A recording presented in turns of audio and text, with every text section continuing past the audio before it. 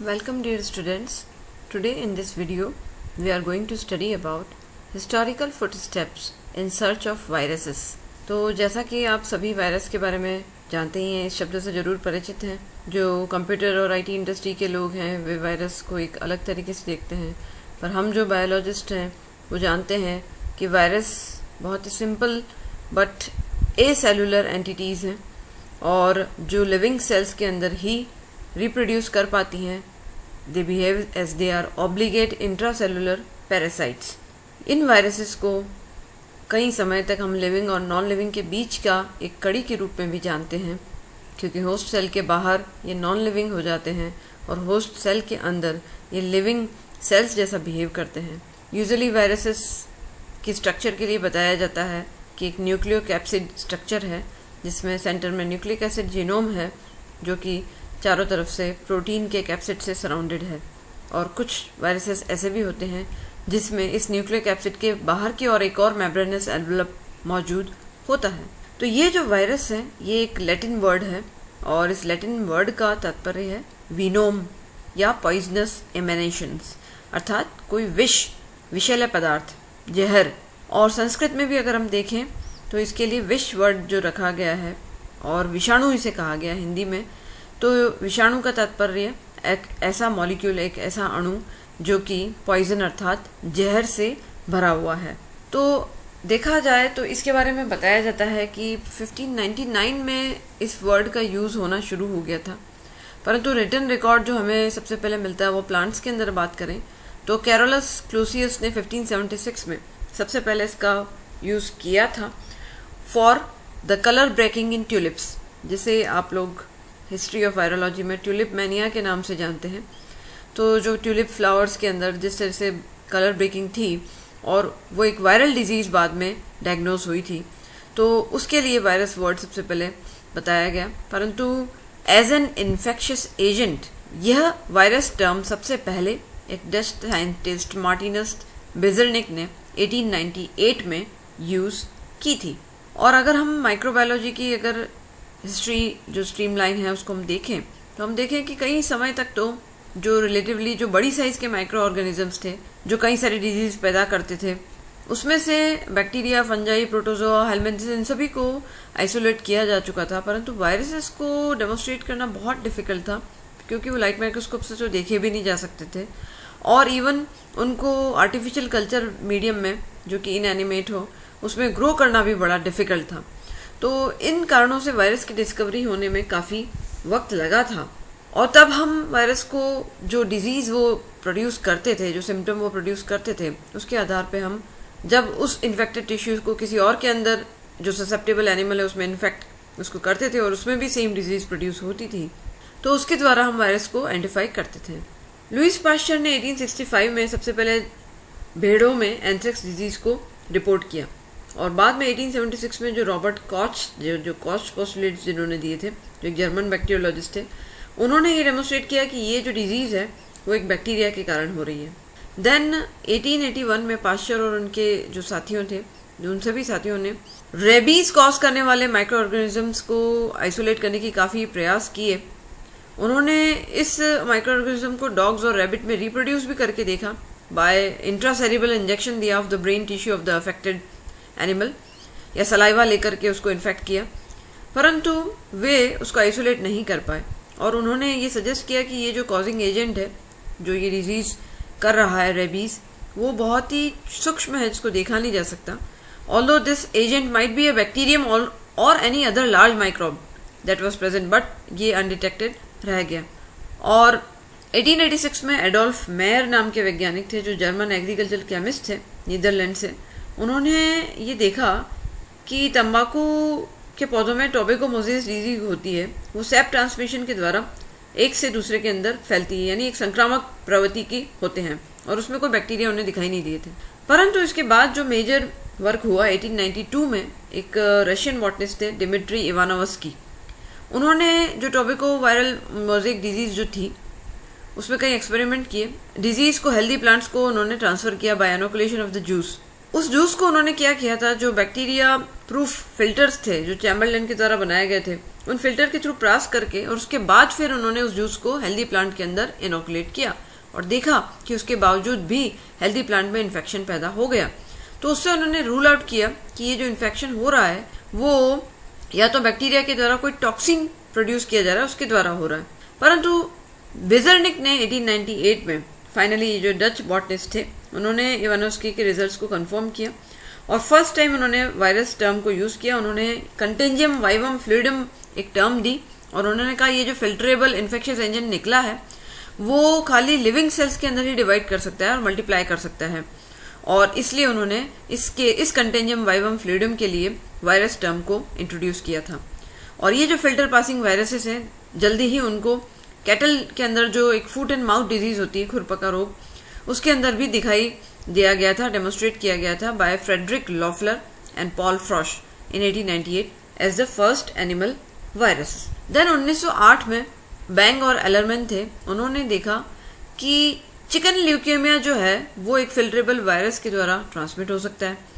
Then 1911 में Peyton Ross ने report किया कि चिकन सार्कोमा जो है वो एक वायरस के द्वारा ट्रांसमिट हो सकता है। देन उसके बाद बैक्टीरियोफेजेसिस की डिस्कवरी हुई, जो एक बहुत बड़ी डिस्कवरी थी, जो कि फ्रेडरिक ट्वॉट ने 1911 में, फेलिक्स डी हेरल ने 1917 में इंडिपेंडेंटली दोनों ने देखा कि बैक्टीरियोफेजेस कुछ ऐसे वायरसेस होते हैं जो बैक्टीरिया को भी किल कर सकते हैं, बैक्टीरिया को खत्म करने वाले वायरस जिसे बैक्टीरियोफेज या जीवाणुभोजी वायरसेस कहते हैं, उसकी डिस्कवरी हुई।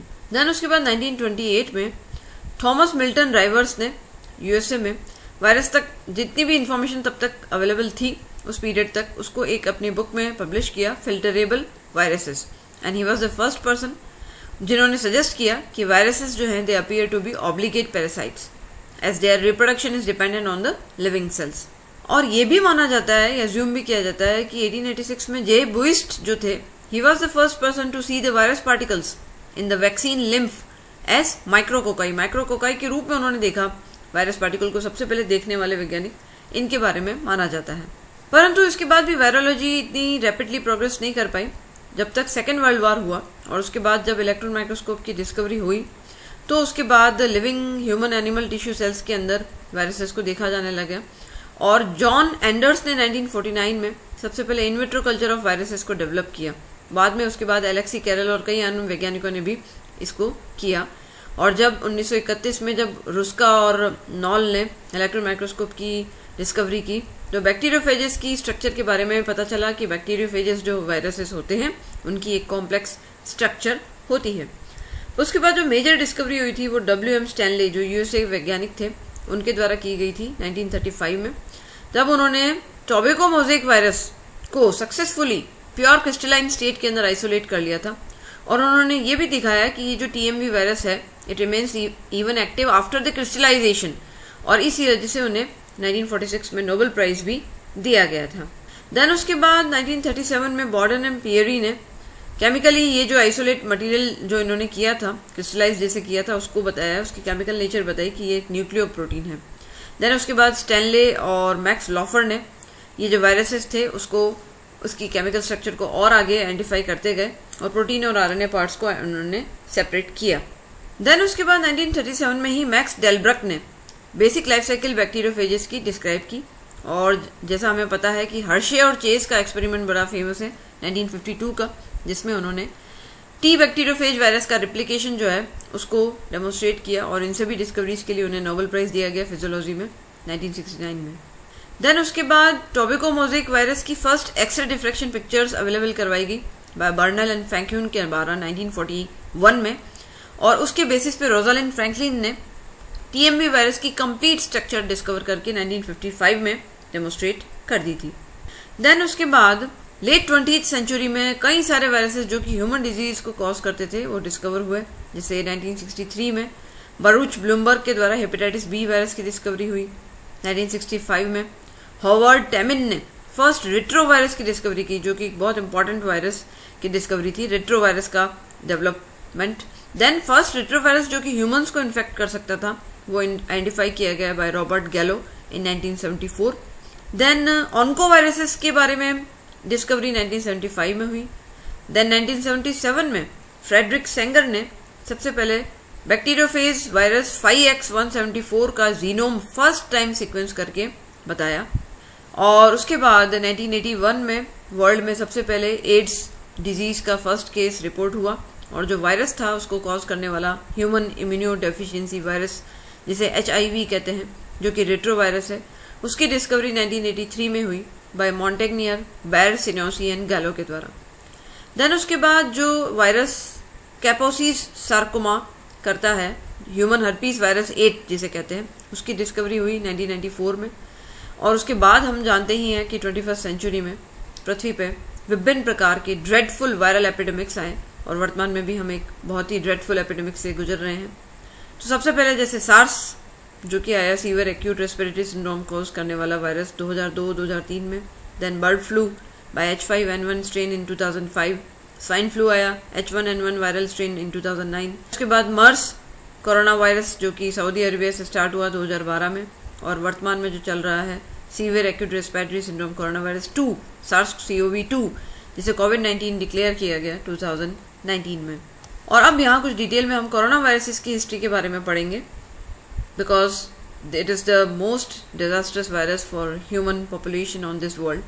सो कोरोना वायरसेस बेसिकली ये पॉजिटिव सेंस RNA वायरसेस है, एनवेलप्ड होते हैं, नॉन सेगमेंटेड होते हैं, और कोरोना वायरिडी फैमिली को बिलोंग करते हैं। सब फैमिली ऑर्थो कोरोना वायरिडी में हैं, और इस फैमिली कोरोना वायरिडी के अंदर 4 जेनेरा हैं: alpha corona viridae, beta corona viridae, delta and gamma. ये माइक्रोवायरसेस मिलते हैं, और ये वायरसेस जो हैं they are distributed broadly among humans और मैमल्स और बर्ड्स के अंदर। और कई एनिमल्स जो हैं उनको ये इन्फेक्ट करते हैं, जैसे कि पिग में, कैटल्स में, हॉर्स में, ऊंट में, बिल्लियों में, डॉग्स में, रोडेंट्स में, बर्ड्स में और चमगादड़ में, इनमें ये इन्फेक्शन करते हैं। और मेजॉरिटी ऑफ जो एनिमल रिलेटेड कोरोना वायरसेस हैं वो उनके इंटेस्टाइन को इफेक्ट करते हैं और फीकल ओरल रूट से बाहर निकल जाते हैं, परंतु वहाँ पे ये रेस्पिरेटरी, हिपैटिक और न्यूरोलॉजिकल डिजीज़ भी एनिमल्स के अंदर क्रिएट करते हुए पाए गए हैं। ह्यूमन डिजीज़ कॉज करने वाले 6 कोरोना वायरस स्पीशीज़ हैं, जिसमें से 4 तो काफ़ी कॉमन है, जो कॉमन कोल्ड करते हैं, जो कि इम्यूनोकॉम्पिटेंट इंडिविजुअल्स होते हैं उसमें कॉमन कोल्ड करने वाले वायरसेस हैं, जिसमें human corona viruses 229E, human corona virus OC43, human corona virus NL63 and human corona virus HKU1। ये 4 बड़े कॉमन कोरोना वायरसेस हैं, कॉमन कोल्ड करने वाले। और ये जो टेबल है, इस टेबल के अंदर आप देख रहे हैं कोरोना वायरसेस के बारे में, जो ह्यूमन कोरोना वायरसेस है, जिसमें से फर्स्ट 4 जो हैं जिसकी चर्चा मैंने की, ह्यूमन कोरोना वायरस 229E जो कि अल्फा कोरोना वायरस को बिलोंग करता है, और ह्यूमन कोरोना वायरस NL63 ये भी अल्फा कोरोना वायरस को बिलोंग करता है। Then human corona virus OC43 and HK41 ये दोनों बीटा कोरोना वायरसेस को बिलोंग करते हैं, और ये चारों ही कॉमन कोल्ड करते हैं, बड़े माइल्ड सिम्टम कॉमन कोल्ड के देते हैं। परंतु इसके बाद middle east respiratory syndrome related corona virus एक वायरस है, MERS-CoV जो सऊदी अरेबिया से स्टार्ट हुआ, ये भी बीटा कोरोना वायरस फैमिली का है। देन आता है severe acute respiratory syndrome corona virus SARS, जो कि 2002 में 2003 में एपिडेमिक के रूप में आया, बीटा कोरोना वायरस फैमिली का ही है। देन वर्तमान में जो चल रहा है severe acute respiratory syndrome corona virus 2 SARS-CoV-2, वो भी बीटा कोरोना वायरस फैमिली का है, और ये तीनों बड़े ही पोटेंशियली सीरियस और फैटल सिम्टम्स पैदा करते हैं। तो first 4 human corona viruses they are not so much significant as they are producing only common cold symptoms, but rest 3 are causing epidemics and even pandemics. So the journey of human coronavirus disease की अगर बात करें तो सबसे पहले humans में 1930 में corona virus disease को आइडेंटिफाई किया गया था, और कोरोना वायरस 229E सबसे पहले 1965 में आइसोलेट किया गया, और ये जो कोरोना वायरिडी है it was identified in humans, जैसा कि मैंने बात की NL63, OC43 एंड HKU1। परंतु उसके बाद नवंबर 2002 में सबसे पहले सार्स का आउटब्रेक हुआ, और ये डिजीज़ चाइना से ही गुआंगडोंग प्रोविंस से ओरिजिनेट हुई, और वहाँ से Vietnam, Hong Kong, Taiwan, Singapore, Canada के अंदर स्प्रेड हुई। 2003 में यही सार्स कोरोना वायरस जो है, जो पॉजिटिव वायरस है सार्स का, 2002 से 2004 तक इसने इसका और आउटब्रेक किया, और 29 डिफरेंट कंट्रीज़ में ये फैला, और मोर देन 8000 पीपल अफेक्टेड हुए, एटलीस्ट 774 पीपल उससे ख़त्म हुए। देन उसके बाद एक नया कोरोना वायरस 2012 में, जो कि सार्स के जैसे ही इलनेस कॉज कर रहा था, जिसे मिडिल ईस्ट रेस्पिरेटरी सिंड्रोम कहा गया, MERS कोरोना वायरस, जो कि लिमिटेड नंबर ऑफ आउटब्रेक ही किया, स्पेशली जो सऊदी अरेबिया, गल्फ कंट्रीज हैं, अदर मिडिल ईस्ट कंट्रीज तक ही लिमिटेड रहा। दिसंबर 2019 में एक novel corona virus 2019 n corona virus it was identified in Wuhan, China, और जो कि 7 जनवरी 2020 को उसको आइसोलेट करके इसका नाम बताया गया severe acute respiratory syndrome corona virus 2 SARS-CoV-2। और ये कोविड-19 डिजीज़ जिसने की एक न्यूमोनिक आउटब्रेक जो कि वुहान, चाइना से शुरू हुआ और पूरे वर्ल्ड में पेंडेमिक के रूप में फैल गया, और first wave, second wave, third wave और कुछ कंट्रीज़ में फोर्थ वेव के रूप में भी वर्तमान में ये वायरस बहुत ही तबाही मचा रहा है। तो corona viruses, human corona viruses की हमने यहाँ हिस्ट्री देखी, जिसमें सबसे ज़्यादा पोटेंशियली जो डेंजरस रहा है वो ये कोरोना वायरस जो वर्तमान में चल रहा है, कोविड-19 कॉज करने वाला वायरस है। और ये सूक्ष्म वायरसेस जो हैं इनकी एक अपना एक सूक्ष्म माइक्रो वर्ल्ड है, और ये जो वायरसेस हैं इसके लिए जो वैज्ञानिक शिपियार सरकार थे उन्होंने 1986 में माइक्रोवाइटा थियरी बताई, और उन्होंने बताया कि माइक्रोवाइटा जो कि माइन्यूटेस्ट लिविंग एंटिटी हैं वो 3 प्रकार के हैं। उसमें से ये क्रूडेस्ट टाइप का जो है जिसे हम वायरस कहते हैं बिकॉज उसको आज हम इलेक्ट्रॉन माइक्रोस्कोप से देखने में सक्षम हैं, परंतु इसके अलावा भी कुछ और ऐसे सूक्ष्म माइक्रोवाइटा हैं जो कि हम अभी तक उसे देख नहीं पाए हैं, उसे हम परसीव नहीं कर पा रहे हैं। तो वे माइक्रोवाइटा हैं, तो ये भी एक प्रकार का नेगेटिव माइक्रोवाइटा डिजीज़ है।